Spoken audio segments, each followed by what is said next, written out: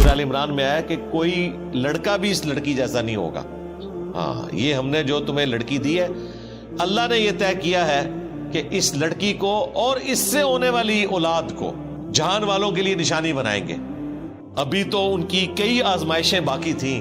ہمیں تو مرتبہ نظر آتا ہے نا حضرت سیدہ مریم کا, ان کی زندگی تو آزمائشوں سے عبارت ہے. یتیم پیدا ہوئی, بچپن میں ماں کی شفقت سے بھی ہاتھ دھونا پڑا, وقف ہو گئی. ہم تو چھوٹے سے بچوں کو یقین کریں اسکول چھوڑنے جاتے ہیں تو دل ادھر ہی اٹکا ہوا ہوتا ہے, سیدھی سی بات ہے. اور پھر بچیوں کے لیے تو ویسے ہی زیادہ جذبات ہوتے ہیں. اور پھر اس کے بعد جو انہوں نے تکلیفیں کاٹی ہیں, لوگوں کی باتیں سنی ہیں, تو یہ مرتبہ حاصل کرنے کے لیے ہمیں تو لگتا ہے نا کہ جی انہیں اللہ تعالیٰ نے بغیر خاوند کے اولاد دی, تو انہیں جو باتیں سننی پڑی ہیں, جس تکلیف سے گزرنا پڑا, اس کا اظہار بھی آپ کو اس میں نظر آ جائے گا.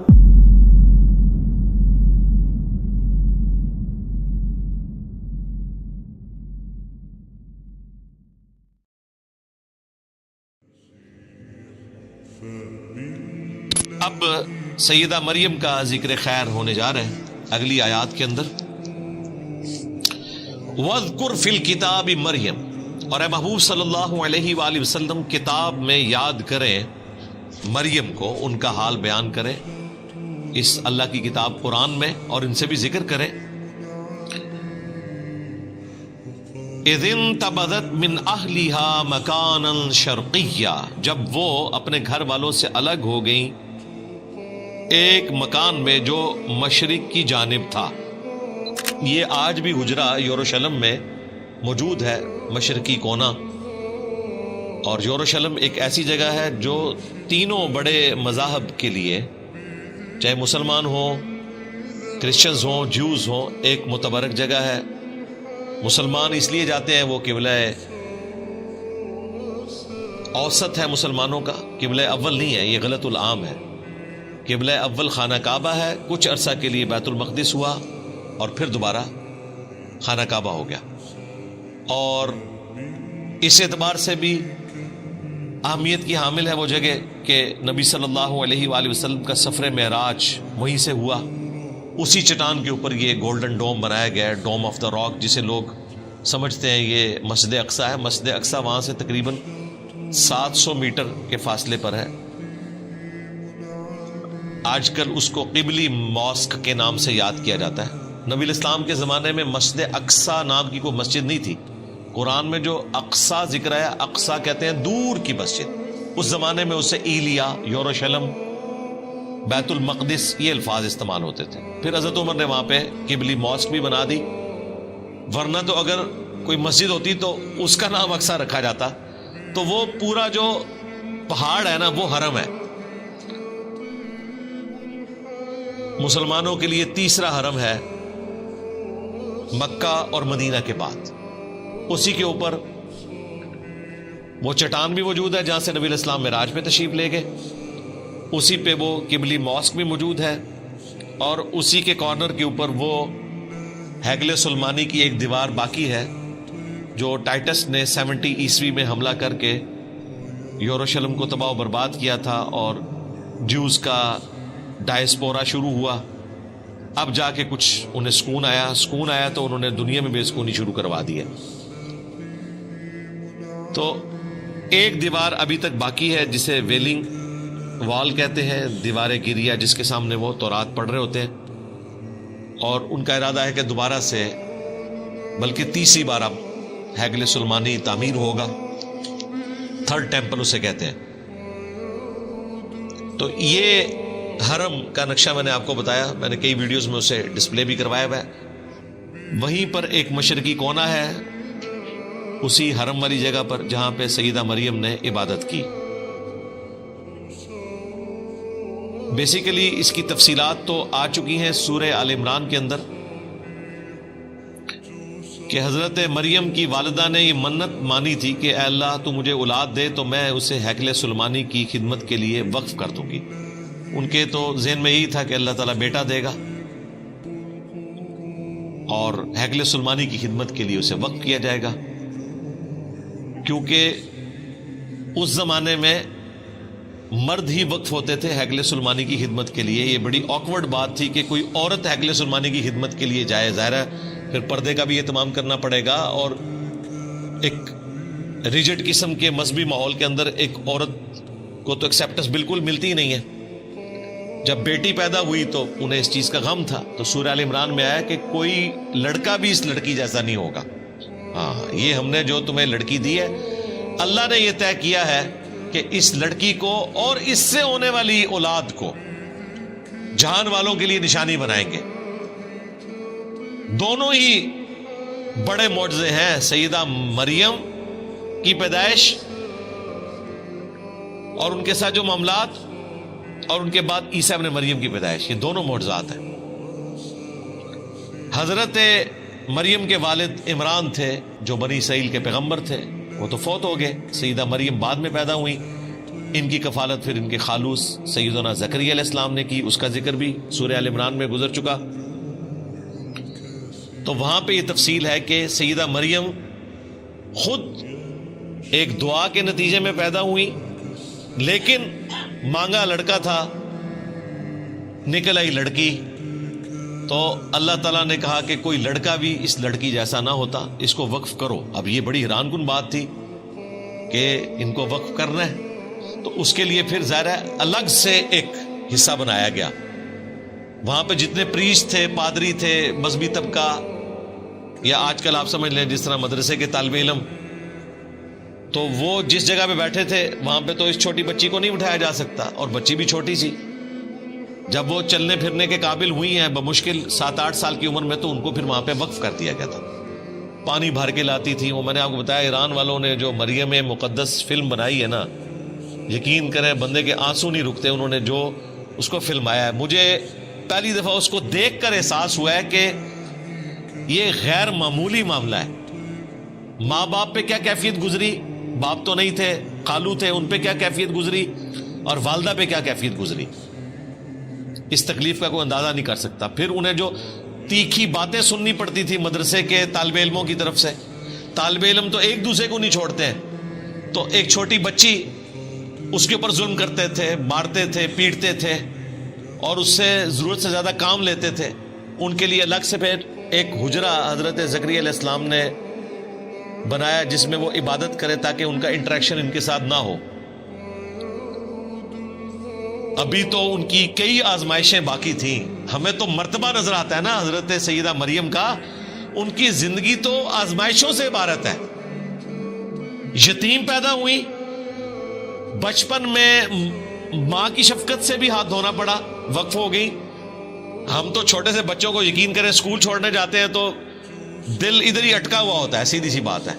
اور پھر بچیوں کے لیے تو ویسے ہی زیادہ جذبات ہوتے ہیں.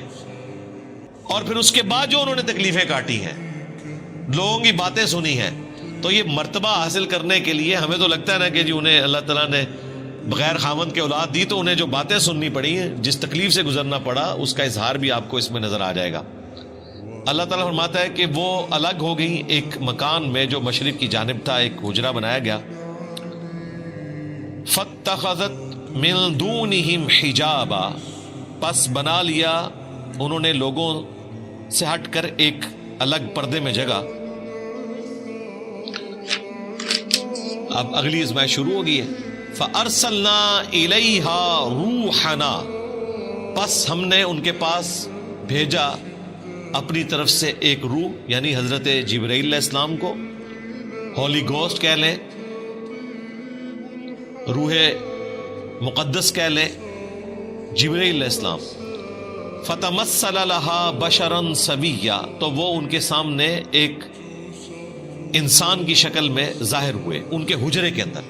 ان کے حجرے میں کوئی مرد نہیں جاتا تھا. وہ جب حجرے میں عبادت کر رہی تھی تو انہوں نے دیکھا کہ ایک نوجوان سامنے آ کے کھڑا ہو گیا. اب دیکھیں کتنی پرہیزگار عورت تھی. قالت،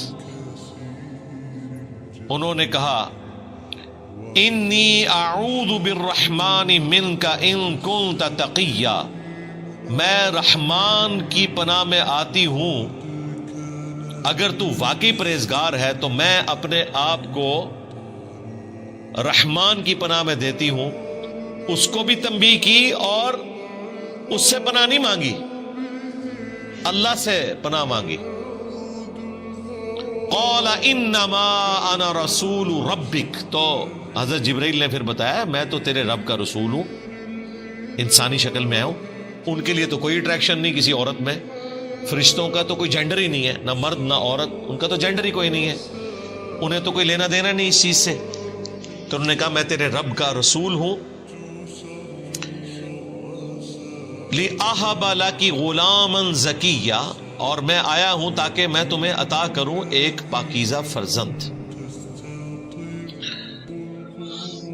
اب یہ واقعہ ہمیں انجیل میں بھی ملتا ہے، لیکن وہ جس انداز میں بیان ہوا ہے اور یہ جس انداز میں بیان ہوا ہے زمین و آسمان کا فرق ہے. اسی لیے جیمی سوگارڈ کے ساتھ جب مناظرہ ہوا تھا احمد دیدار صاحب کا، تو انہوں نے کہا کہ آپ اسے پڑھو اور پھر بتاؤ آپ اپنے بچوں کو اس واقعے کا وہ ورژن دو گے جو قرآن میں موجود ہے، یا وہ جو تمہاری انجیل میں موجود ہے کہ وہ جو لڑکا ہے وہ ڈھانپ لیتا ہے سیدہ مریم کو، اور یعنی وہ اس طریقے سے اسے پریزنٹ کیا ہے جو ایک مرد و عورت کا ایک تعلق والا معاملہ ہے، اس طریقے سے اسے پریزنٹ کیا. حالانکہ ایسا نہیں تھا، بس سامنے آئے تھے، بشارت دی، خوشخبری لے کر آئے تھے. یہاں پر وہ چیز بھی کلیئر ہوگی کہ نبی الاسلام سے پہلے غیر انبیاء کی طرف بھی فرشتے آ جایا کرتے تھے، انہیں بھی کشف ہو جاتا تھا، الہام ہو جاتا تھا. اگرچہ یہ ایک بہت ایکسٹراڈنری کیس ہے حضرت موسیٰ علیہ السلام کی والدہ اور عیسیٰ علیہ السلام کی والدہ کا، چونکہ وہ پیغمبروں کی مائیں تھیں، ان کے ساتھ تو ایک کیس ہوا. ان کے سوا بھی کیس ہو جایا کرتا تھا کہ غیر نبی سے بھی فرشتہ کلام کر لیتا تھا، لیکن ختم نبوت کی برکت سے اب یہ معاملہ اس امت میں بین ہو چکا ہے. تو حضرت جبرائیل علیہ السلام نے کہا کہ میں تمہیں بشارت دینے والا ہوں ایک پاکیزہ بچے کی. اس میں الفاظ ہیں تاکہ میں تمہیں عطا کروں ایک پاکیزہ فرزند. اب دیکھیں دین تصوف کے ماننے والوں نے اس میں سے نکالا کہ اگر حضرت جبرائیل بیٹا دے سکتے ہیں تو پیر بھی بیٹا دے سکتے، اور انہوں نے ظاہری الفاظ پکڑے کہ میں آیا ہوں اس لیے کہ تاکہ تمہیں بیٹا دوں. بیٹا دوں سے مراد یہ ہے کہ بیٹے کی بشارت دو، کیونکہ بعد میں آ رہا ہے کہ وہ اللہ نے دینا ہے. حضرت جبرائیل علیہ السلام تو کسی کو بیٹا نہیں دے سکتے، وہ تو صرف وہی لے کر آئے تھے. تو ظاہری الفاظ کو اٹھاتے ہیں، پورا کانٹیکسٹ چھوڑتے ہیں اور کہتے ہیں کہ حضرت جبرائیل بیٹا دیتے ہیں. بالکل ایسا نہیں ہے. قالت انا یکون لی غلام، تو سیدہ مریم نے کہا کہ مجھے بیٹا کیسے ہو سکتا ہے. وَلَمْ يَمْسَسْنِي بَشَرٌ وَلَمْ أَكُ بَغِيًّا، جبکہ مجھے کسی مرد نے آج تک ہاتھ نہیں لگایا شوہر کی حیثیت سے، اور نہ ہی میں کوئی بدکار عورت ہوں. اور اللہ تعالیٰ کا طریقہ ہے کہ مرد و عورت کے ازدواجی تعلق کے بغیر نسل انسانی یوں نہیں چلتی، تو مجھے اولاد کیسے ہو جائے گی. اب یہ ایک ایکسٹراڈنری چیز تھی. تو حضرت جبرائیل علیہ السلام نے کہا قال کذالک، انہوں نے کہا ایسا ہی ہوگا. قال ربک هو علی ہین، تو انہوں نے کہا کہ تیرے رب کے لیے یہ کرنا بہت آسان ہے. یہ سیم وہی الفاظ ہیں جو حضرت زکریا علیہ السلام کے کیس میں فرشتے نے کہا تھا جب انہوں نے کہا، پیچھے گزر چکا کہ میں بوڑھا ہو چکا ہوں، میری بیوی 5 ہے، تو کہا کہ اسی طریقے سے ہوگا اور یہ اللہ کے لیے آسان ہے. تو دونوں ہی معجزانہ پیدائشیں ہیں، حضرت یحییٰ علیہ السلام کی بھی اور حضرت عیسیٰ علیہ السلام کی بھی. اور یحییٰ علیہ السلام جو ہیں وہ عیسیٰ ابن مریم کی تصدیق کرنے والے ہیں، ایک زمانے میں ہوئے ہیں اور آپس میں رشتہ بھی ہے، خالہ زاد بھی لگتے ہیں. تو یہاں پہ بھی حضرت مریم کو فرشتے نے کہا اللہ کے لیے بہت آسان ہے. وَلِنَجْعَلَهُ آیَةً لِلنَّاسِ، اور ہم تیرے بیٹے کو معجزانہ طور پر ایک نشانی، قدرت کا ایک معجزہ بنائیں گے انسانیت کے لیے. وَرَحْمَةً مِنَّا، اور اپنی طرف سے سراپا رحمت. وَكَانَ أَمْرًا مَقْضِيًّا، اور یہ ایک ایسی بات ہے جس کا فیصلہ ہو چکا ہے، یہ اللہ کی تقدیر میں طے پا چکا ہے کہ آپ کو معجزانہ طور پر اولاد دی جائے گی اور یہ اولاد انسانیت کے لیے ایک نشانی ہوگی. اللہ تعالیٰ کا ایک پلان تھا کہ ہم نے ایک انسان ایسا بھی پیدا کرنا ہے کہ جس کی ماں ہو اور باپ نہ ہو. ویسے تو آدم علیہ السلام کے کیس میں ان سے بھی بڑا ورژن ہے، ان کی تو ماں اور باپ دونوں نہیں تھے. ان کو تو اللہ تعالیٰ نے خاص اپنے ہاتھوں سے بنایا جیسا کہ ہاتھ اس کی قدرت کے لائق ہیں. ہم اس کے لیے یوں تشبیہ بھی بیان نہیں کرتے. اپنی طرف سے روح پھونکی. اسی لیے سورہ آل عمران میں اللہ تعالیٰ نے کرسچنز کو سمجھاتے ہوئے کہا ہے کہ عیسیٰ کی مثال اللہ کے حضور آدم کی سی ہے کہ اس کو ہم نے مٹی سے بنایا، کن فیکون ہو گیا. تو اللہ تعالیٰ کے لیے کوئی مشکل نہیں ہے. اگر آدم علیہ السلام اللہ کے بندے ہیں، جن کو کرسچنز بھی کہتے ہیں کہ وہ اللہ کے بندے ہیں، تو عیسیٰ ابن مریم بدرجہ اولا اللہ کے بندے ہیں، کیونکہ آدم علیہ السلام کی ماں اور باپ دونوں کوئی نہیں تھے. عیسیٰ علیہ السلام کی پھر بھی ماں تھی اور انہوں نے 9 مہینے کا پیریڈ ماں کے پیٹ میں گزارا، جو ایک نیچرل پروسیس ہے. ایک مسنگ ایلیمنٹ تھا باپ والا، وہ اللہ تعالیٰ کی طرف سے خاص ایک روح تھی. اسی لیے سورۃ النساء میں آیا کہ عیسیٰ ابن مریم روح من ہے، اللہ کی خاص روح ہے. ویسے تو ہمارے اندر بھی اللہ کی روح ہے. روح سے مراد اللہ کی مخلوق روح، لیکن عیسیٰ ابن مریم خاص روح ہے کیونکہ وہاں باپ والا ایلیمنٹ مسنگ ہے. وہ خاص روح ہے کہ صرف ماں سے پیدا ہوئے اور جہان والوں کے لیے ان کو نشانی بنانا تھا. فحملتہ، تو وہ اس کے ساتھ پریگنٹ ہو گئی، حاملہ ہو گئی. یعنی کہ حضرت عیسیٰ ابن مریم کو معجزانہ طور پر اللہ تعالیٰ نے روح پھونک کر، جیسا کہ اس کی شان کے لائق ہے، رحم مادر میں ایک جنین کی شکل میں رکھ دیا. پھر اس کے بعد انہوں نے 9 مہینے کا پیریڈ گزارا، جو ایک نیچرل پروسیس ہے. فانتبذت بہ مکانا قصیا، تو وہ اس بچے کو لے کر ایک دور کی جگہ پر چلی گئی. ظاہر ہے کہ وہاں پر جو پریگنینسی کے دوران تکلیف اٹھانی پڑتی ہیں ایک عورت کو، تو وہ ایک سمبل ہوتا ہے جس سے لوگ جج کر لیتے ہیں. اور وہ تو وہاں پر عبادت کر رہی تھی، لوگوں نے طرح طرح کی باتیں کرنی تھی. تو آپ کو اللہ تعالیٰ کی طرف سے یہ چیز القاء کی گئی کہ اب آپ اس جگہ کو چھوڑ کر کسی دور بیابان جنگل میں چلے جائیں. دونوں ماں بیٹا، یعنی کہ سیدہ مریم اسی پریگننٹ فارم میں تشریف لے گئی، اور اللہ تعالیٰ نے ان کے لیے معجزانہ طور پر خوراک کا بندوبست کیا، کیونکہ اب وہ کسی کے پاس کھانے کے لیے تو نہیں جا سکتی تھی. 9 مہینے تک انہوں نے کھجور اور پانی کے اوپر گزارا کیا. کھجور ایک پرفیکٹ غذا ہے، ظاہر ہے. ایک کھجور کے اندر 2 روٹیوں کے برابر کیلوریز موجود ہوتی ہیں، اور تازہ کھجوریں اللہ تعالیٰ کی طرف سے اور تازہ پانی کا چشمہ اللہ تعالیٰ کی طرف سے 9 مہینے کے لیے بہا دیا گیا. جس بھی وہ جنگل کے پورشن میں تھی اس کا ذکر ہے. فَأَجَاءَهَا الْمَخَاضُ إِلَى جِذْعِ النَّخْلَةِ، پس وہ جو پریگنینسی کا درد تھا، وہ تکلیف انہیں لے آئی ایک کھجور کے تنے کے پاس. این ممکن ہے کہ وہ سادہ تنا تھا، اللہ تعالیٰ نے معجزانہ طور پر اس کے اوپر کھجوریں ان کے لیے اگا دیں، یا وہ پہلے سے درخت موجود تھا. بہرحال ایک غیر معمولی چیز ہے. تو وہ اس درخت کے ساتھ ٹیک لگا کے بیٹھ گئی. اب انہوں نے اپنی تکلیف کا اظہار کیسے کیا؟ قالت، انہوں نے عرض کیا اللہ کے حضور، یا لیتنی مت قبل ھذا، اے کاش میں یہ دن دیکھنے سے پہلے مر گئی ہوتی. وَكُنْتُ نَسْيًا مَنْسِيًّا، اور میں بالکل ایسی ہو جاتی کہ لوگ جسے فراموش کر دیں. لوگ مجھے جانتے بھی نہ کہ مریم نام کی کوئی عورت بھی دنیا میں موجود تھی، مجھے یہ دن نہ دیکھنے پڑتے۔ اب یہ بڑی حیران کن بات ہے کہ آپ کو حضرت جبرائیل علیہ السلام بشارت دے رہے ہیں، تو آپ کی تو خوشی کی انتہا نہیں ہونی چاہیے تھی، لیکن بہرحال انسان ہے، انسان کے ساتھ وہ سارے کے سارے لوازمات لگے ہوئے ہیں، انسان لوگوں کی باتوں سے تکلیف کا شکار بھی ہوتا ہے۔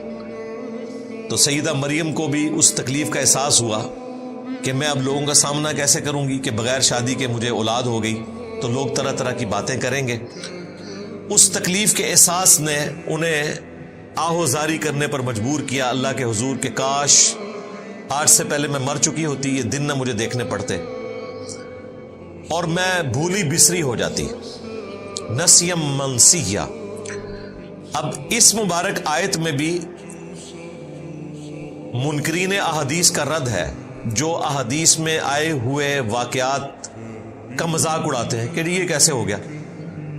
یہی بات اگر صحیح بخاری یا مسلم میں لکھی ہوتی تو انہوں نے مذاق اڑانا تھا، یہ کیسے ہو گیا کہ سیدہ مریم کو فرشتہ بشارت دے اور اس کے بعد پھر وہ کہ میں کاش مر گئی ہوتی، بھولی بسری ہو جاتی، یہ ہو ہی نہیں سکتا۔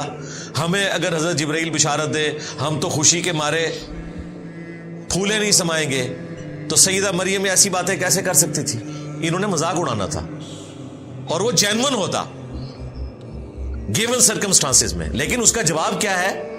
یہ بھی حقیقت ہے کہ انسان بہرحال انسان ہے، اس نے لوگوں کو فیس کرنا ہوتا ہے، تکلیف کا شکار انسان ہو جاتا ہے۔ اب دیکھیں وہ صحابہ کرام جو جنگ سے پہلے اپنی جان نچھاور کرنے کے لیے تیار تھے، ان میں سے کئی اصحاب غزوہ احد میں چھوڑ کر چلے گئے، اور قرآن میں اس واقعے کا ذکر بھی ہوا، اور 2 دفعہ اللہ تعالیٰ نے سورہ آل عمران میں ان کی معافی کی اناؤنسمنٹ بھی کر دی۔ لیکن واقعہ تو بہت بڑا ہے۔ آج اگر دقت نظر سے دیکھا جائے کہ یہ کیسے ہو سکتا ہے کہ جانثار لوگ نبی الاسلام کو چھوڑ جائیں، کچھ آخری وقت تک ساتھ رہے، کچھ چھوڑ کر بھی چلے گئے، لیکن آج کی ڈیٹ میں معاف ہو چکا۔ یہ بھی بشری تقاضا تھا، یہ ہو سکتا ہے۔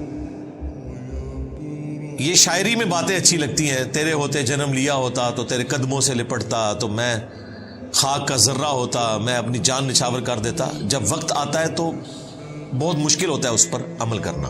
آج دیکھ لیں کتنے لوگ ہیں جو فجر کی نماز کے لیے اٹھتے ہیں، انہوں نے نبی الاسلام کے لیے اپنی جان قربان کرنی تھی، جو بسترے کی قربانی نہیں دے سکتے۔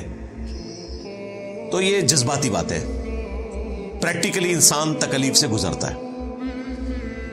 تو یہاں پر بھی سیدہ مریم کا یہ کہنا یہ ایک بشری تقاضا تھا، انسان ہے۔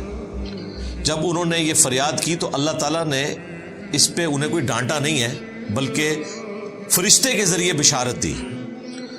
فَنَادَاهَا مِن تَحْتِهَا، تو ایک فرشتے نے نیچے سے پکارا، کسی اونچی جگہ پر ہوں گی، نیچے فرشتہ سامنے ظاہر ہوا، اس نے ان کو پکار کر بشارت دی، اللہ تحزنی، کہ مت غم کھاؤ، قد جعل ربکی تحتکی سریہ، بے شک تیرے رب نے تیرے لیے نیچے ندی رواں کر دی ہے۔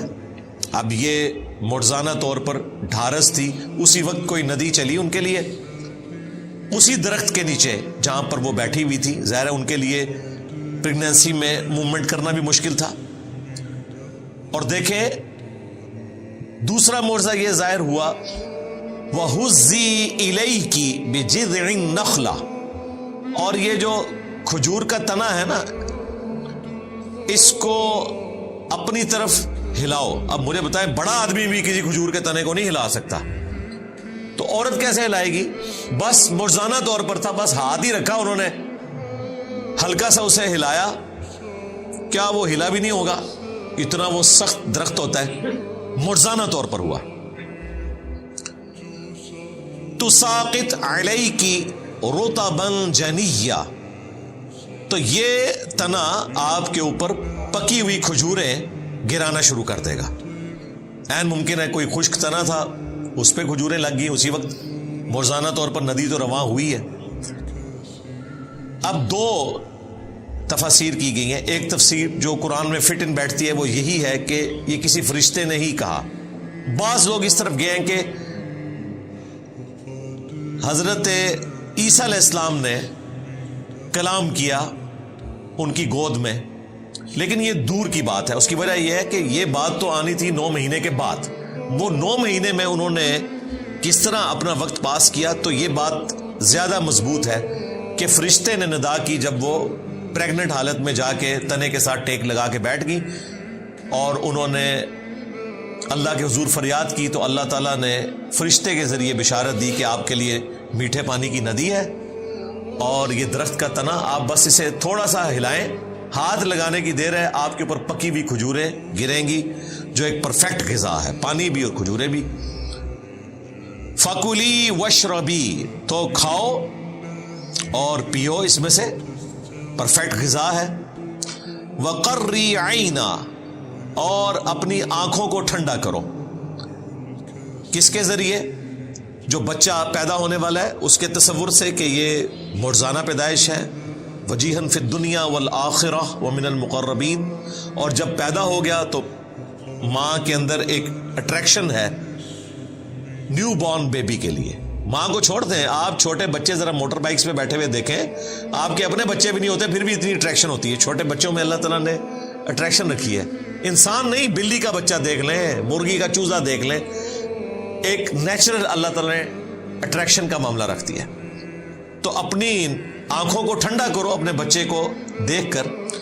فَإِمَّا تَرَيِنَّ مِنَ الْبَشَرِ أَحَدًا، اور تم اگر کسی آدمی کو دیکھو، کوئی آدمی نظر آئے جو تمہارا جاننے والا ہو، اور ظاہر ہے وہ پوچھے گا مریم کب شادی ہوئی اور یہ بچہ کہاں سے آ گیا، کیا چکر ہے،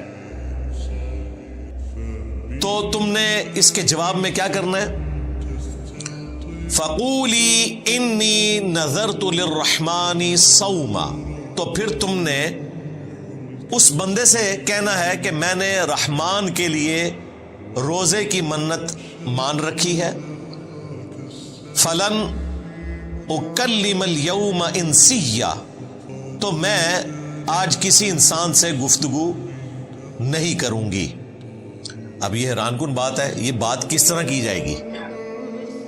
اگر وہ گفتگو کرتی ہیں تو چپ کا روزہ ٹوٹ گیا۔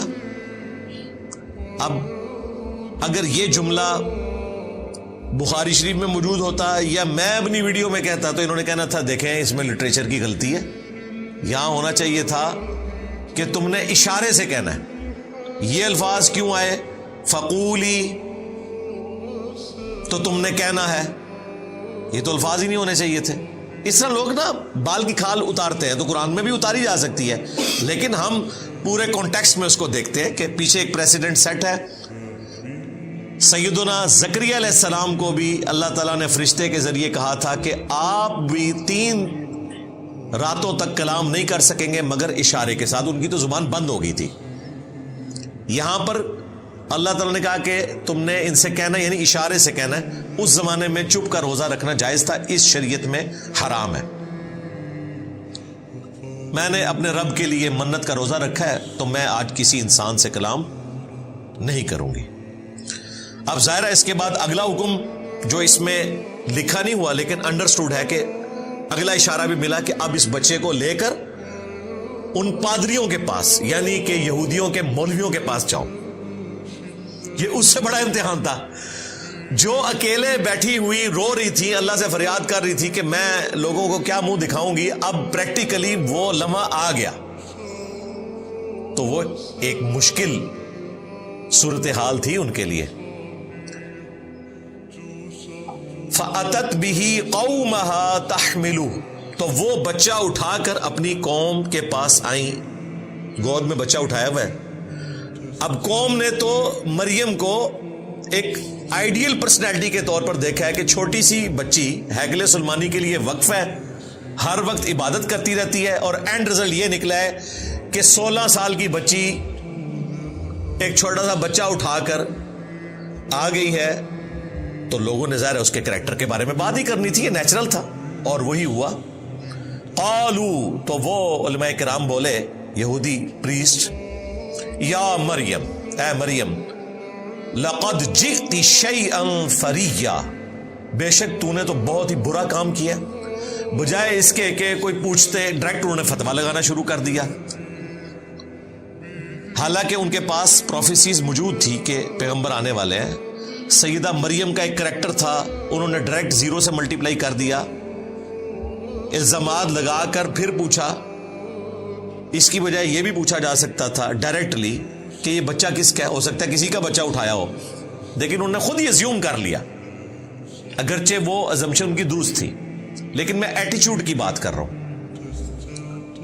یا اخت ہارون, اے ہارون کی بہن, ما کان ابوک امرأ سوء, نہ تو تیرا باپ کوئی برا آدمی تھا, وما کانت امک بغیہ, اور نہ تیری ماں کوئی بدچلن عورت تھی. یعنی تو نیک ماں باپ کی اولاد ہے, تیرا باپ پیغمبر تھا عمران,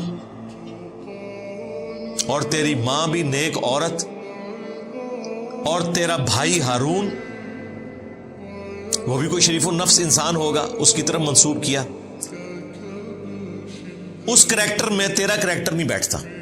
اب یہاں پر جو آیا یا اخت ہارون, تو بعض لوگوں نے اس پر اعتراض کیا, رسول اللہ کے زمانے میں بھی, آج تک کرسچنز کرتے ہیں. مارمری ایمینول جو کرسچن آرتھوڈاکس ہے, ایک پریسٹ آسٹریلیا میں, اس نے قرآن پر, اسلام پر 5 اعتراضات کیے تھے. ان میں سے ایک اعتراض یہ تھا, میں نے تفصیلی ویڈیو ریکارڈ کروائی تھی, reply to Christian bishop Mar Mari Emmanuel. 5 blames اس نے لگائے تھے, میں نے جواب دیا تھا. ایک یہ ہے کہ جی ہارون علیہ السلام اور عیسیٰ علیہ السلام میں تو 1000 سال کا فاصلہ ہے, تو سیدہ مریم ہارون کی بہن کیسے ہو گئی؟ یہ تو ہسٹوریکل مسٹیک ہے قرآن میں. انہوں نے بھی پادریوں کی طرح ایزیوم کر لیا کہ قرآن کو یہ زمانی ترتیب ہی نہیں پتا. حالانکہ قرآن حکیم میں سورہ آل عمران میں, سورۃ المائدہ میں انبیاء کی زمانی ترتیب کا بھی ذکر ہوا ہے. سورۃ الحدید میں بھی کئی جگہ, جس میں اللہ تعالیٰ نے ترتیب کے ساتھ بیان کیا کہ ہم نے ابراہیم علیہ السلام کو, پھر ان کی اولاد میں سے اسحاق, اور ان کی اولاد کو پیغمبری عطا فرمائی, اور پے در پے رسول آتے رہے, یہاں تک کہ عیسیٰ ابن مریم کو ہم نے بھیجا. اور اس میں موسیٰ علیہ السلام, ہارون علیہ السلام کا بھی ذکر ہے. قرآن تو خود کہہ رہا ہے کہ ان کا زمانہ ایک نہیں ہے, تو قرآن تو یہ غلطی کر ہی نہیں سکتا تھا نا کہ اس سے مراد وہ ہارون لیا جاتا جو موسیٰ علیہ السلام کے بڑے بھائی تھے. قرآن تو خود کہہ رہا ہے کہ ان کے درمیان اتنا فاصلہ ہے. 2 نمبری کرتے ہیں, یہ آیت اٹھاتے ہیں اور کہتے ہیں قرآن کو تو ہسٹری کا نہیں پتا, دوسری جگہ سے آیات اٹھائیں, قرآن تو خود بتا رہا ہے. تو اس کا جواب یہ ہے, صحیح مسلم میں حدیث ہے, مغیرہ ابن شعبہ کہتے ہیں میں نجران گیا تھا, وہاں کرسچنز تھے, اور وہی تھے جو بعد میں آئے بھی تھے مباہلے کے لیے. تو انہوں نے مجھ سے سوال کیا کہ ہارون کی بہن مریم کیسے ہو گئی, ان کے درمیان تو 1000 سال سے زیادہ کا فاصلہ ہے. تو میں ان کو جواب نہیں دے سکا. تو نبی علیہ السلام نے کہا کہ تم نے ان کو کہہ دینا تھا کہ بنی اسرائیل کے لوگ اس چیز کو اچھا سمجھتے تھے کہ پیغمبروں کے نام کے اوپر نام رکھیں. تو اتنا تو تم کامن سینس یوز کر سکتے تھے کہ یہاں ہارون علیہ السلام سے مراد موسیٰ علیہ السلام کے بھائی نہیں ہے. اب یہ حیران کن بات ہے کہ ہارون علیہ السلام اور موسیٰ علیہ السلام کے والد کا نام بھی عمران ہے, اور سیدہ مریم کے والد کا نام بھی عمران ہے. تو اس چیز کی وہ پلی لیتے ہیں, بھئی یہ پلی لی جائے تو تم بھی مانتے ہو کہ دونوں کے والد عمران ہیں, تو کیا تم بھی ایک زمانہ مان رہے ہو ان کا؟ نہیں. تو وہ وہی جواب دیں گے جو نبی علیہ السلام نے دیا کہ انبیاء کے ناموں کے اوپر نام رکھے جاتے تھے, نیک بندوں کے ناموں کے اوپر نام رکھے جاتے تھے, اور وہ لیگیسی اس امت میں بھی چلی ہے. ہم لوگ بھی پریفر کرتے ہیں کہ انبیاء کے ناموں کے اوپر نام رکھیں. اس وقت دنیا میں سب سے زیادہ نام محمد ہے, وہ اسی وجہ سے ہے کہ نبی علیہ السلام کی طرف نسبت ہے. مسلمان ابراہیم بھی رکھتے ہیں, موسیٰ بھی رکھتے ہیں, عیسیٰ بھی رکھتے ہیں الحمدللہ. تو بنی اسرائیل میں بھی یہ طریقہ تھا کہ نبیوں اور نیک لوگوں کے نام کے اوپر نام رکھے جاتے تھے. تو نبی علیہ السلام نے کہا کہ تم نے کہہ دینا تھا کہ بنی اسرائیل انبیاء اور نیک لوگوں کے ناموں کے اوپر اپنے بچوں کے نام رکھا کرتے تھے. تو اس سے یہ پتہ چلا کہ سیدہ مریم کا کوئی بھائی تھا جس کا نام ہارون تھا. یہاں ہارون سے مراد موسیٰ علیہ السلام کے بھائی نہیں ہے. بعض علماء نے اس کا کمزور جواب دیا کہ یا اخت ہارون سے مراد اسی طریقے سے ہے جیسا کہ قرآن حکیم میں جگہ جگہ ذکر ہوا. پیغمبر کے کیس میں لوط کے بھائیوں نے، نوح کے بھائیوں نے، یعنی اس قوم میں سے ہی پیغمبر ہوتا ہے تو بھائی کے رشتے سے بات کی جاتی ہے، اگرچہ وہ فرق تو ہے امتی کا اور پیغمبر کا.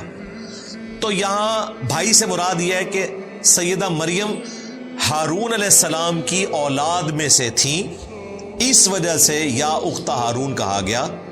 لیکن وہ اپنے زمانے کے لیے تو درست ہے، قرآن میں ایسی کوئی نظیر نہیں ملتی کہ اولاد میں ہو اس کے لیے بھی کہا جائے کہ ہارون کے بھائیوں میں سے یا موسیٰ کے بھائیوں میں سے.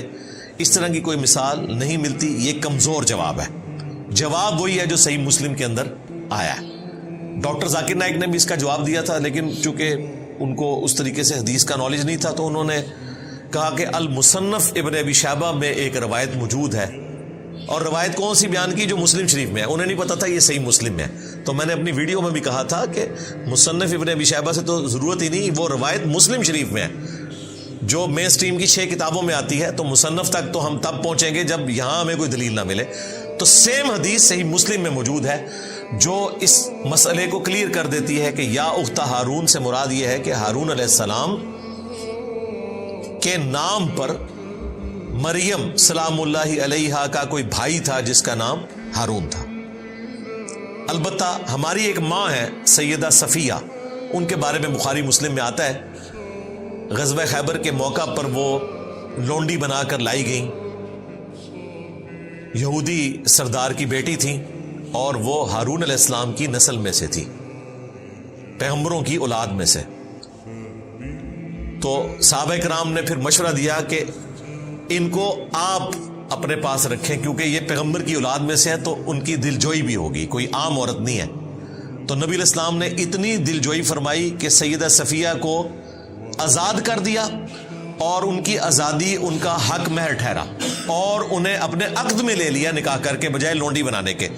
مزید پروٹوکول دیا، ان کی وہ غلامی بھی ختم کر دی اور انہیں آزاد کر کے اپنے عقد میں لیا اور ہماری ماں بن گئی سیدہ صفیہ بنت حیی بن اخطب. حیی ابن اخطب یہ یہودی سردار تھا جو مارا گیا. پھر اللہ تعالیٰ نے معجزانہ طور پر سیدہ صفیہ کی ڈھارس بندھائی. یہ نان مسلم بھی اعتراض کرتے ہیں کہ وہ عورت جس کا باپ، بھائی، رشتہ دار ایک دن میں قتل ہوئے ہوں، وہ عورت اسی دن کس طریقے سے کسی ایسے شخص کے عقد میں جا سکتی ہے کہ جس کی وجہ سے سارے قتل ہوئے، یعنی خود رسول اللہ صلی اللہ علیہ وآلہ وسلم. تو ایسا نہیں ہے، وہ احادیث موجود ہیں. ان کو اللہ تعالیٰ نے بشارت دے دی تھی کہ آپ آخری پیغمبر کی بیوی بننے والی ہیں. تو پہلے دن ہی اللہ تعالیٰ نے ان کے دل کو رسول اللہ کی طرف کر دیا تھا، اگرچہ اس دن ان کا باپ قتل ہوا تھا، باقی رشتہ دار قتل ہوئے تھے. پھر بھی نبی علیہ السلام کی طرف مائل ہوئیں اور انہوں نے فوراً اسلام قبول کر لیا اور نبی علیہ السلام کی وہ زوجہ بن گئی. اور ان کا قد چھوٹا تھا، اونٹ پہ بیٹھ نہیں سکتی تھی، تو نبی علیہ السلام نے اپنے مبارک گھٹنے کو رکھا اور اس پہ پاؤں رکھ کے وہ اونٹ پر سوار ہوئی. اس سے یہ پتا چلا کہ نبی علیہ السلام اپنی بیویوں کو کتنا پروٹوکول دیتے تھے اور اپنے پیچھے سوار کیا. یہاں کراچی کے ایک مفتی نے بات کی تھی کہ جی وہ موٹر بائک کے پیچھے ایک ٹانگ ادھر کر کے اور ایک ٹانگ ادھر کر کے بیٹھنا یہ عجیب سی، پھر بڑے اس نے عجیب و غریب غلیظ قسم کے الفاظ استعمال کیے تھے. تو میں نے کہا تھا کہ اللہ کے بندے یہ تو سنت ہے. اونٹ کے اوپر سیدہ صفیہ رسول اللہ کے پیچھے اسی حالت میں بیٹھی تھی کہ ایک ٹانگ ادھر کر کے ایک ٹانگ ادھر کر کے، اور نبی علیہ السلام کو پکڑ کر وہ بیٹھی تھی. تو یہ تو سنت ہے اور یہ زیادہ سیف طریقہ ہے. گاؤں کے لوگ آپ نے دیکھا ہے بوڑھی عورتوں کو جب لے کر چلتے ہیں تو وہ دونوں ٹانگیں ایک طرف نہیں کرتے, گرنے کے چانسز ہوتے ہیں. ایک ٹانگ اس طرف اور ایک ٹانگ اس طرف, اس میں چانسز نہیں ہوتے. اس طریقے سے سواری پر بیٹھنا ہماری ماں کی سنت ہے, سیدہ صفیہ کی. پھر ایتھیسٹ کی طرف سے یہ بھی اعتراض ہوا تھا کہ ان کی تو عدت پوری نہیں ہوئی تھی, تو وہ بھی میں نے بخاری مسلم سے بتایا تھا کہ جو لونڈی بن کر آتی ہے تو اس کی عدت ایک دفعہ حیض کا آنا ہے اور پاک ہو جانا ہے, اور وہ بخاری مسلم میں موجود ہے کہ اس کے بعد ہی وہ نبی علیہ السلام کے عقد میں آئی تھی. تو یہ ساری چیزیں لوگ اعتراض کرتے رہتے, میں نے ساتھ ساتھ اس کا جواب دے دیا, کیونکہ یا اخت ہارون سے سیدہ صفیہ کا ذکر خیر بھی آ گیا الحمدللہ سلام اللہ علیہا. اب جب ان پادریوں نے یہ بات کی نا کہ نہ تو تیرا باپ کوئی بدکار تھا نہ ماں بدکار تھی اور ہارون کی تو بہن ہے اور کام تیرے یہ ہیں, تو سیدہ مریم کو تو پہلے ہی بشارت تھی کہ آپ نے نہیں بولنا اور کہنا میں نے رحمان کے لیے روزہ رکھا ہے, اور مزید جو گائیڈ لائنز تھی وہ یہ تھی فاشارت الیہ, تو انہوں نے اشارہ کیا اس بچے کی طرف, کیونکہ بول تو نہیں سکتی تھی. اب یہ تو ان مولویوں کا مزید مذاق اڑانا تھا کہ دیکھو ایک سیریس بات پوچھ رہے ہیں, اس نے روزہ بھی آج کے دن رکھا ہوا ہے اور اوپر سے ہمارا مذاق اڑا رہی ہے.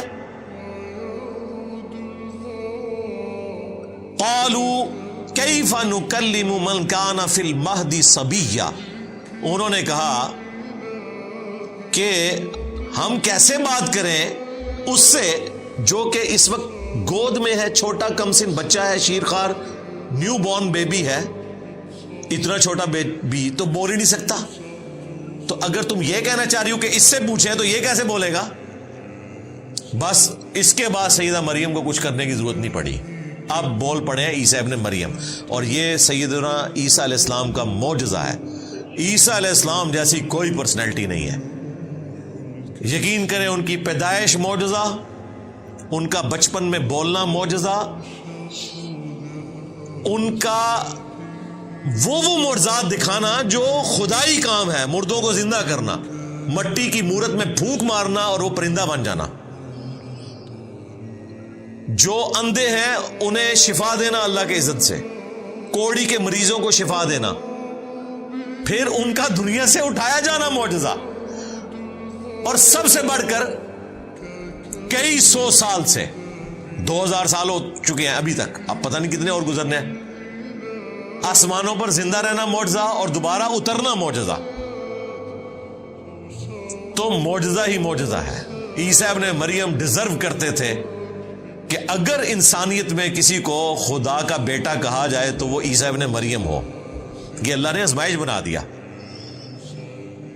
لیکن وہ اللہ کے پیغمبر تھے, اللہ کے بندے تھے. اور دیکھیں یہاں پر بھی وہی بات ہے, قال انی عبد اللہ, تو بچہ بول پڑا بے شک میں اللہ کا بندہ ہوں. پہلی بات اللہ کا بندہ.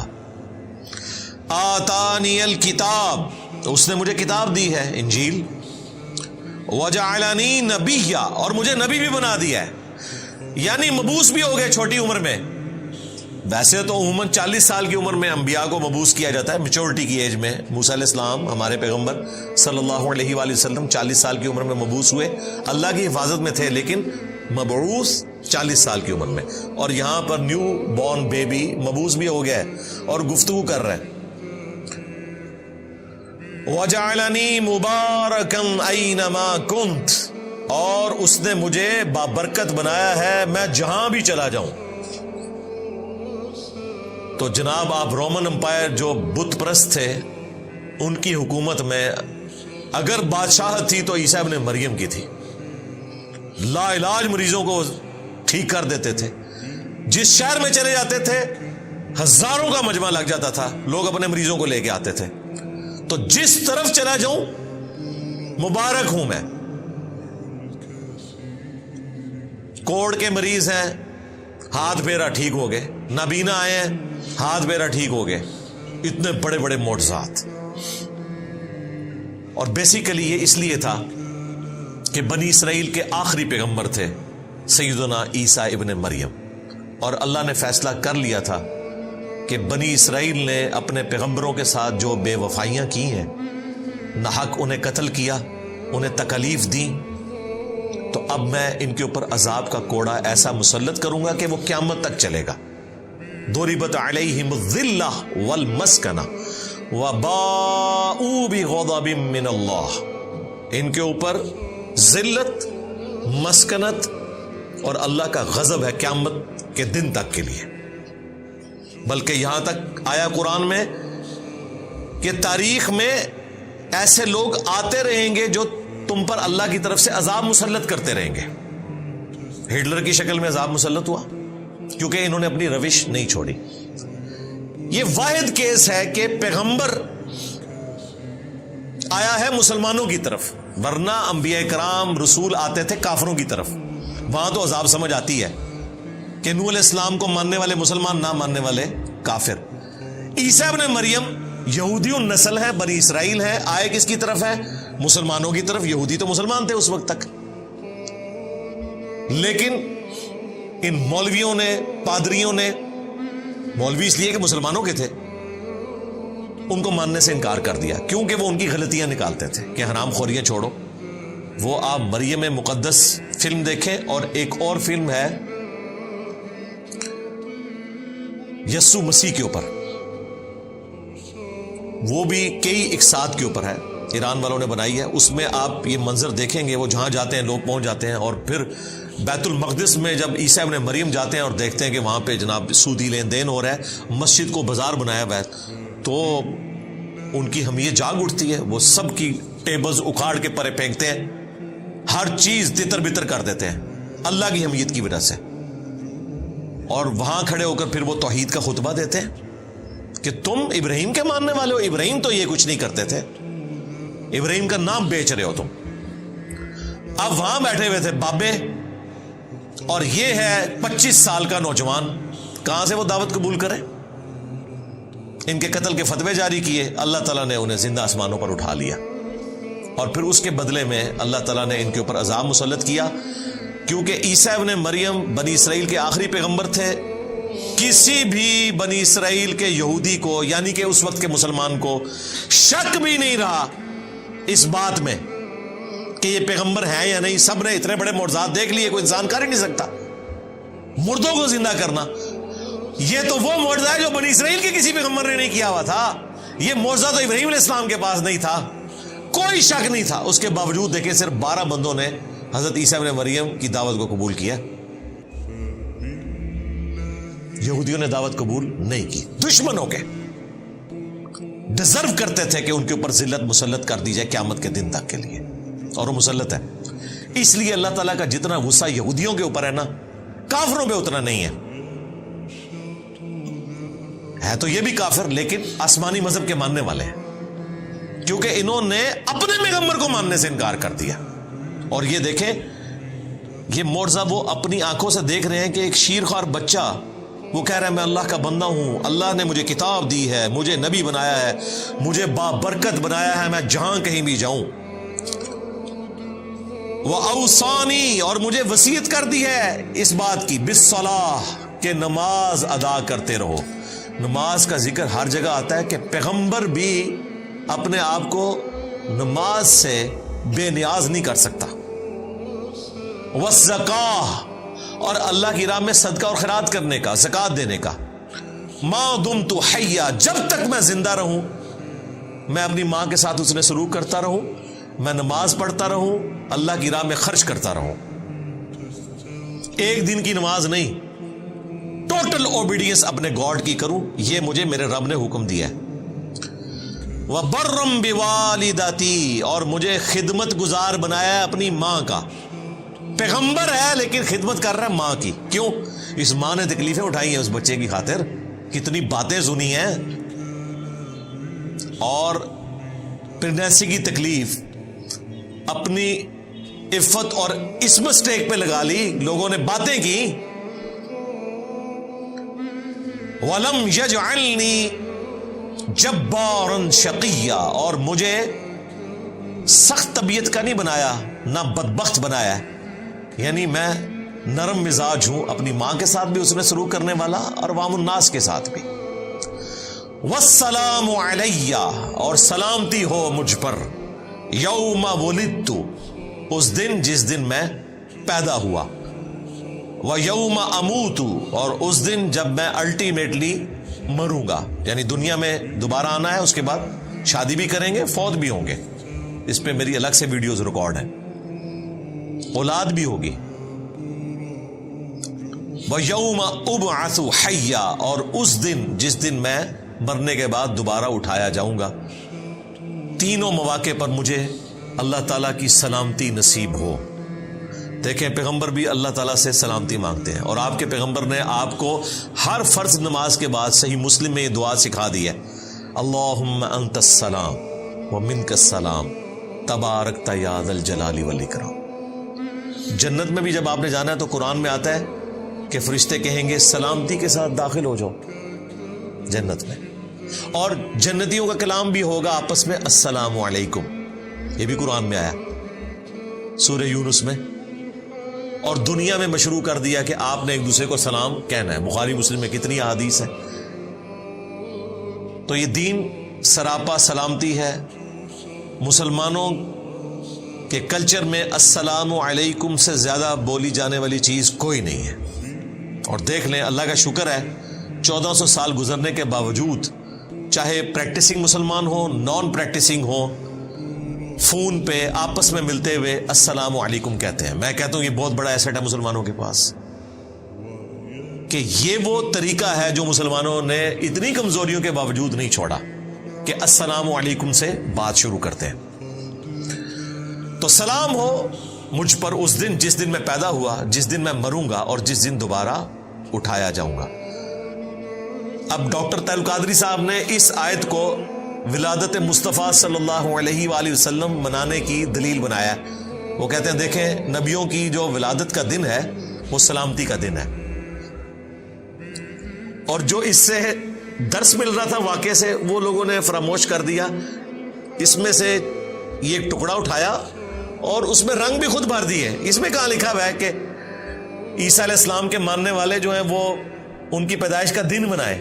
وہ تو اپنے لیے دعا کر رہے ہیں کہ اے اللہ مجھ پہ سلامتی ہو جس دن میں پیدا ہوا، جس دن میں مروں گا، جس دن میں اٹھایا جاؤں گا۔ اور یہ دعا تو ہر مسلمان کو مانگنی چاہیے۔ سلامتی کی دعا ہم ہر وقت مانگتے ہیں، فرض نماز کے بعد مانگتے ہیں، موت کے وقت بھی سلامتی ہے، اور قیامت کے دن بھی سلامتی، پل صراط پر بھی سلامتی۔ تو اس کا کوئی لینا دینا نہیں ہے اس میلاد کے ساتھ۔ ویسے صحیح مسلم حدیث ہے نبی الاسلام میلاد مناتے تھے سال بعد نہیں، ہر مہینے نہیں، ہر ہفتے پیر کا روزہ رکھ کے۔ 2750 نمبر حدیث ہے۔ پوچھا گیا کیوں رکھتے ہیں؟ فرمایا فیہ ولدت وفیہ انزل علیہ، اس دن میں پیدا ہوا، اس دن مجھ پر پہلی وحی نازل ہوئی، اس کی خوشی میں میں روزہ رکھتا ہوں۔ یعنی جشن قرآن اور جشن ولادت مصطفیٰ صلی اللہ علیہ وآلہ وسلم منانے کا سنت طریقہ ہے پیر کا روزہ رکھنا۔ That's all. ذالک عیسی ابن مریم، یہ ہیں عیسیٰ ابن مریم، قول الحق الذی فیہ یمترون، سچی بات جس میں لوگ جھگڑا کرتے ہیں، یہ ہے سٹیٹس عیسیٰ ابن مریم کا۔ جھگڑا کیا کرتے ہیں؟ کہتے ہیں خدا کا بیٹا، کیونکہ مرزانہ طور پر پیدا ہوئے، روح من ہے، تو اللہ تعالیٰ نے کہا کہ یہ پوری سٹوری ہے، اس طرح وہ پیدا ہوئے، اس کے پیچھے اللہ کا ڈیوائن پلان یہ تھا۔ ان کا سٹیٹس یہ ہے کہ وہ اللہ کے بندے ہیں۔ سورہ آل عمران میں آیا کہ عیسیٰ کی مثال اللہ کے حضور آدم کی سی ہے، کن فیکون کر کے جس طرح آدم کو پیدا کیا عیسیٰ کو بھی پیدا کر دیا۔ اور حیران کن بات ہے کرسچنز آدم علیہ السلام کو اللہ کا بندہ ہی مانتے ہیں، حالانکہ وہ بڑے گاڈ ہونے چاہیے۔ عیسیٰ علیہ السلام نے تو ماں کے پیٹ میں 9 مہینے گزارے، والدہ بھی ہیں، صرف والد نہیں ہے، اور حضرت آدم وہ ہیں جن کی والدہ بھی نہیں اور والد بھی نہیں۔ تو اس لیے اللہ تعالیٰ نے کہا کہ آدم والی مثال ہے عیسیٰ، ان کو تو تم بھی کہتے ہو کہ اللہ کے بندے ہیں، تو عیسیٰ کی تو پھر بھی والدہ تھی، انہوں نے پریگنینسی بھی گزاری، تمہیں کیسے گمان ہوا کہ وہ اللہ کے بیٹے ہیں؟ اگر سن آف گاڈ آپ ان معنوں میں کہیں کہ مخلوق اللہ کا کنبہ ہے، وہ ساری مخلوق اللہ کا کنبہ ہے، اللہ پالنے والا ہے. جس طرح ایک باپ اولاد کو پالتا ہے، اللہ تعالیٰ مخلوقات کو پالتا ہے. خالق مخلوق کا فرق رہے گا. اس ٹرم میں ابناء اللہ ہیں پیغمبر بھی، پیغمبروں کے ماننے والے بھی. ہم بھی کہتے ہیں نا 40 لاکھ فرزندان توحید نے اس سال حج ادا کیا. تو توحید کا تو کوئی فرزند نہیں ہوتا، اللہ کا تو کوئی بیٹا نہیں، لم یلد ولم یولد. لیکن یہ بیگوٹن سن کی بات نہیں ہو رہی ہوتی ہے، اللہ والے. جس طرح یہودی کہتے تھے کہ ہم ابناء اللہ ہیں اور اس کے احبا ہیں. اللہ نے یہ نہیں کہا کہ یہ کفر بول رہے ہو، کہا کہ اللہ سے کوئی عہد لے لیا کہ اللہ تعالیٰ تمہیں عذاب نہیں دے گا. یعنی بنی اسرائیل کی ٹرمالوجی میں ابناء اللہ والی جو ٹرم ہے وہ ان معنوں میں ہے کہ خالق اور مخلوق کا فرق ہے، محاورتاً بات ہے، ولد نہیں ہے، بیگوٹن والا سلسلہ نہیں ہے. ما کان للہ ان یتخذ من ولد، اللہ کی یہ شان نہیں کہ وہ اپنے لیے اولاد چنے. یہ ایک کریٹیکل موقع ہے. عموماً کرسچنز یہ بات کرتے ہیں کہ قرآن میں جب کبھی بھی ولد کا ذکر آیا تو وہ عیسیٰ ابن مریم کے کانٹیکسٹ میں نہیں آیا. لہذا جو قرآن حکیم کا مقدمہ ہے کہ اللہ نے اپنے لیے بیٹا نہیں چنا، یہ والا مقدمہ آپ ہمارے خلاف نہیں پیش کر سکتے. ولد کا لفظ دکھائیں کہ عیسیٰ ابن مریم کے کانٹیکسٹ میں اللہ تعالیٰ نے کرسچنز کے بارے میں بات کی ہو کہ وہ عیسیٰ ابن مریم کو بیگوٹن سن مانتے تھے.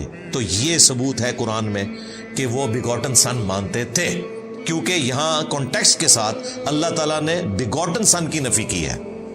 کیونکہ کرسچنز میں سے بہت تھوڑا سا طبقہ ہے جو توحید کے ماننے والے ہیں. یونیٹیرین ان کو کہا جاتا ہے، موحد کہا جاتا ہے، بہت تھوڑے ہیں. آٹے میں نمک بھی نہیں، آٹے میں نمک پھر بھی زیادہ ہوتا ہے.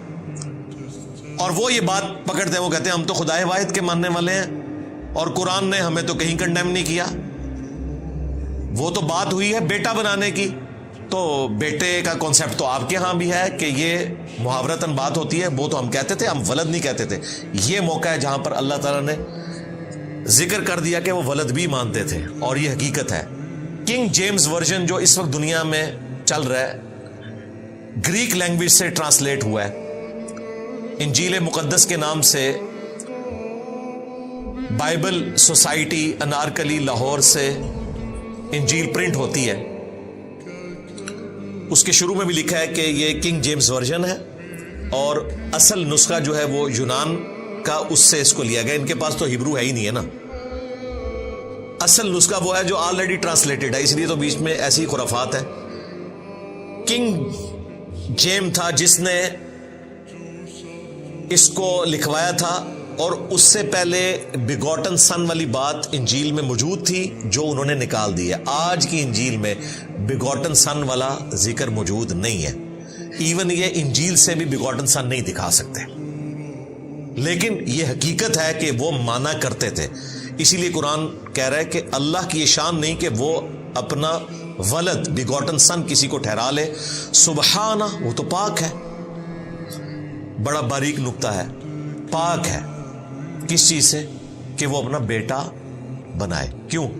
اولاد انسان کو اس لیے ریکوائرڈ ہوتی ہے کہ انسان کا مشن وہ آگے لے کر چلے گی انسان کے مرنے کے بعد.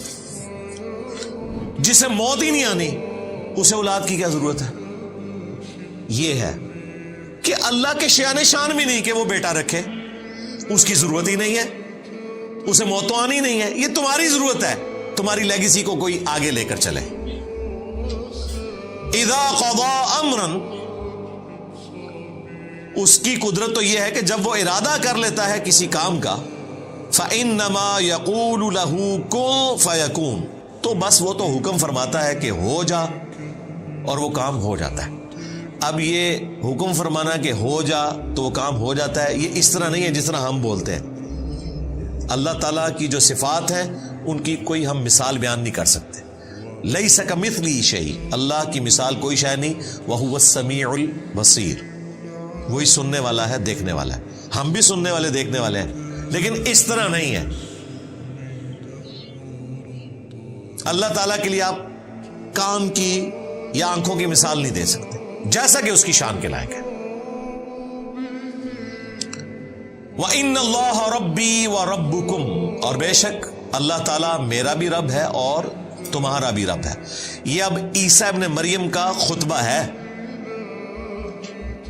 یہ جملہ، اور جب وہ جوان ہوئے انہوں نے یہی بات کی کہ بے شک اللہ میرا بھی رب ہے اور تمہارا بھی، فَاعْبُدُوا، پس اس کی عبادت کرو، هَذَا صِرَاطٌ مُسْتَقِيم، یہ ہے سیدھا راستہ۔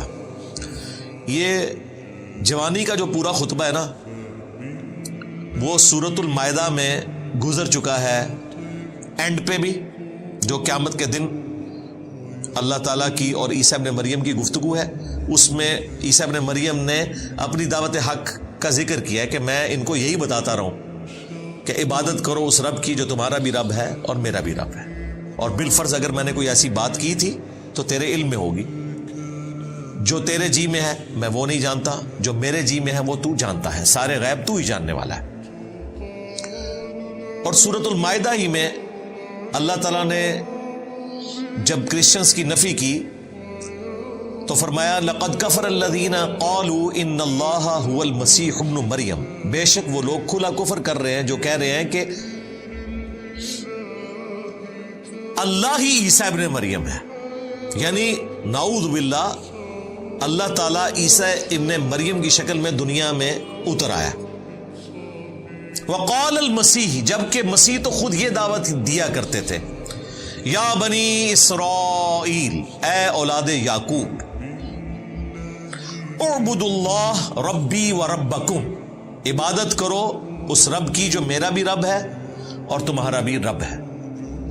انہ من یشرک باللہ، یاد رکھنا بے شک جس نے اللہ کے ساتھ شرک کیا، فقد حرم اللہ علیہ الجنہ ومأواہ النار وما للظالمین من انصار، ایسے شخص پہ اللہ نے جنت حرام کر دی ہے اور اس کا ٹھکانہ ہے جہنم کی آگ، وہاں اس کا کوئی مددگار نہیں ہوگا۔ یہ پورا خطبہ ہے عیسیٰ ابن مریم کا کہ وہ تو کہتے تھے کہ عبادت کرو اس کی جو میرا بھی رب ہے اور تمہارا بھی رب ہے۔ اللہ تعالیٰ کہہ رہے ہم نے تو عیسیٰ ابن مریم کے ذریعے توحید بیان کی، لیکن کیا ہوا؟ فاختلف الاحزاب من بینہم، پھر کئی گروہ آپس میں اختلاف کرنے لگے، کرسچنز میں بھی گروپ بن گئے، ایک نے کہا اللہ کا بیٹا ہے، دوسروں نے کہا کہ اللہ ہی ہے، پروٹیسٹنٹ کہتے ہیں کہ وہ گاڈ ہے، اور کیتھولک کہتے ہیں وہ اللہ کے بیٹے ہیں، موحدین تو بہت تھوڑے ہیں ان میں، اور یہودیوں نے تو نعوذ باللہ انہیں آؤٹ آف ویڈ لاک کہا، گالیاں دیں، دجال کہا، کیا کیا الفاظ استعمال کیے، عیسیٰ ابن مریم کی والدہ پر تہمت لگائی، اگرچہ انہوں نے اپنی آنکھوں سے ہی منظر دیکھا تھا لیکن دل بے ایمان تھے اجتا ٹیر، اگر دل بے ایمانی پر اترا ہو تو آپ لیم ایکسکیوزز، جھوٹے دلائل گھاڑ لیتے ہیں۔ فَوَيْلٌ لِّلَّذِينَ كَفَرُوا مِن مَّشْهَدِ يَوْمٍ عَظِيمٍ، پس ہلاکت ہے کافروں کے لیے اس دن کی حاضری سے جو بہت بڑا دن ہوگا، بڑا مشکل دن ہے اللہ کے حضور پیشی کا دن، وہاں پر سب کا جھوٹ کھل جائے گا۔ دنیا میں تو آپ دھوکہ دے سکتے ہیں، وہاں تو پھر پکڑ ہوگی۔ اسمع بہم وابصر، اس دن یہ خوب سننے لگیں گے اور خوب دیکھنے لگیں گے۔ یوم یأتوننا لیکن الظالمون اليوم فی ضلال مبین، جس دن وہ اللہ کے حضور حاضر ہوں گے، ان کے کان بھی کام کر رہے ہوں گے، آنکھیں بھی کام کر رہی ہوں گی، لیکن یہ ظالم آج کھلی گمراہی میں، یعنی اللہ تعالیٰ فرما رہا ہے آج تو یہ گمراہی کا سودا بیچ رہے ہیں، لیکن قیامت کے دن ان کی آنکھیں بھی کھلی ہوں گی، کان بھی کھلے ہوں گے، دنیا میں بھی ویسے کھلے ہوئے ہیں، لیکن ان کانوں کو آنکھوں کو یوز نہیں کر رہے، مکرے بنے ہوئے ہیں۔ جیسے ہمارے استاد ڈاکٹر صاحب کہا کرتے تھے، ڈاکٹر اسرار صاحب رحمہ اللہ، کہ جو شخص سویا ہوا ہے اسے تو آپ جگا سکتے ہیں، اور جو آنکھیں بند کر کے لیٹا ہے اس کی تو نیت ہی نہیں اٹھنے کی، آپ اسے نہیں اٹھا سکتے۔ تو یہ علماء یہود وہ تھے جن کی آنکھیں بند تھیں، انہیں پتا تھا کہ اس پیغمبر نے آنا ہے، مسایہ آئیں گے، لیکن وہ مسایہ آگے چلا گیا، آج تک انتظار میں ہے۔ اب جب جھوٹا مسایہ آئے گا، مسیح الدجال، یہ ہے یسوع مسیح عیسیٰ ابن مریم، وہ ہوگا مسیح الدجال، دجل کرنے والا مسیح، کیونکہ کرتب تو وہ بھی دکھا لے گا، یہ تو معجزات ہے، اس کو بھی اللہ تعالیٰ طاقتیں دے گا، بارش برسائے گا، مردے کو زندہ بھی کر دے گا، اس کو یہ پھر اپنا پیشوا مان لیں گے۔ اور جو اصل میں مسایہ تھا وہ آ کے چلا گیا، اس کی قدر نہیں کی، وہ مسایہ اب آئے گا ان کے مسائے کو قتل کرنے کے لیے۔ اور یہ حکمت ہے۔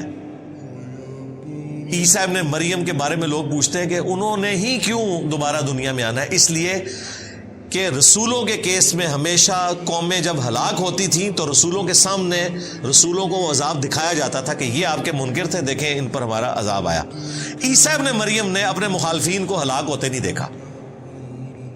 یہ واحد کیس ہے کہ پیغمبر کو اللہ نے اٹھا لیا، ورنہ ہوتا تھا کہ پیغمبر اور ان کے ماننے والے بچا لیے جاتے تھے۔ نوح علیہ السلام ان کے ماننے والے، لوط علیہ السلام ان کی ماننے والی بیٹیاں، شعیب علیہ السلام کے ماننے والے، اور ان کی نگاہوں کے سامنے ان کی قوم کو برباد کر دیا جاتا تھا، آسمان سے عذاب آتا تھا۔ عیسیٰ علیہ السلام کے کیس میں بھی ایسا ہونا چاہیے تھا، لیکن ایسا نہیں ہوا۔ عیسیٰ علیہ السلام کو اللہ نے اٹھا لیا۔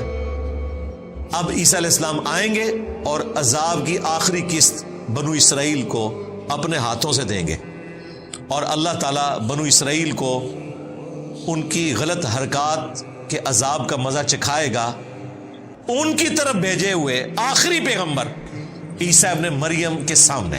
وہ بنی اسرائیل کے لیے آخری پیغمبر ہے۔ اتنے بڑے معجزات کے ساتھ آئے، لوگوں نے ان کا انکار کیا۔ آج تک بڑی حقارت سے نام لیتے ہیں عیسیٰ ابن مریم کا۔ وہ مسلمان ہیں جو ان کو عزت دیتے ہیں، جیوز تو اتنی سخت نفرت کرتے ہیں۔